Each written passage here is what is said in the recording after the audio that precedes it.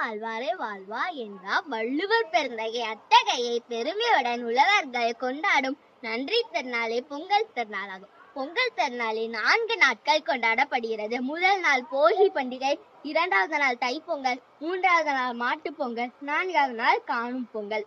பழையன கழிதலும் புது என புகுதலும் என்ற பழமொழிக்கு ஏற்ப வீட்டில் உள்ள பழையதை போக்கி வீட்டை தூய்மைப்படுத்துவது போகி பண்டிகையாகும். தை மாதத்தில் முதல் நாள் தைப்பொங்கலாக கொண்டாடப்படுகிறது. தைப்பொங்கல் 2வது நாள் தைப்பொங்கல் அன்று வீட்டின் முற்றத்தில் அடுப்பு வைத்து புதுப்பானை வைத்து பொங்கலிட்டு சூரிய பகவானை வணங்குவார்கள். சூரிய பகவானுக்கு விவசாயிகள் தனது தோட்டத்தில் உள்ள அனைத்து காய்கறியும் வைத்து வணங்குவார்கள்.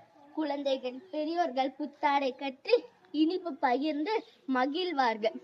3வது நாள் மாட்டு பொங்கல் அன்று மாடுகளை குளிப்பாட்டி கொம்புகளை வண்ணம் தீட்டி அலங்கரித்து பொங்கல் படைத்து வணங்குவார்கள். தமிழ்நாட்டில் சில இடங்களில் ஜல்லிக்கட்டு என்ற வீர விளையாட்டு நடப்படுகிறது. 4வது நாள் காணும் பொங்கல் அன்று உற்றார் உறவினர் நண்பர்கள் காணுதல் மற்றும் ஆற்றங்கரை கடற்கரை தோட்டங்களை சென்று ஆடி பாடி மகிழ்வார்கள். நன்றி.